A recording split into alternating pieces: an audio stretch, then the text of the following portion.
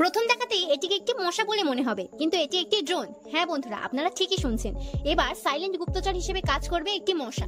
চীন তৈরি করেছে একটি মশার মতো দেখতে মাইক্রো ড্রোন, যেটি আপনার কথা শুনতে পারবে, ভিডিও ধারণ করতে পারবে, এমনকি আপনার লোকেশন ট্র্যাকও করতে পারবে। ড্রোনটি এতটাই ছোট যে আপনি সাধারণ চোখে চিনতেই পারবেন না যে এটি আসল মশা না কৃত্রিম ডিভাইস।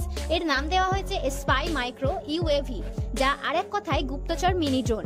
চীনের দাবি ড্রোনটি মূলত সেনাবাহিনীদের জন্য তৈরি করা হয়েছে, যাতে শত্রুদের ঘাঁটি এবং সন্দেহজনক জায়গা থেকে তথ্য সংগ্রহ করা যায় একদমই নিঃসন্দেহে, গোপনে।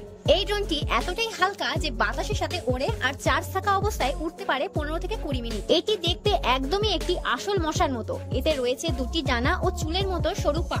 এই ড্রোনটি স্মার্টফোনের সাহায্যেও চালানো যাবে। দেখতে ছোট হলেও এর কার্যকারিতা অনেক। বিশেষজ্ঞদের মতে এটা ভবিষ্যতে সাইলেন্ট গুপ্তচর যুদ্ধে অংশ নেবে, যেখানে এই মশাই হতে পারে একটি ভয়ঙ্কর অস্ত্র।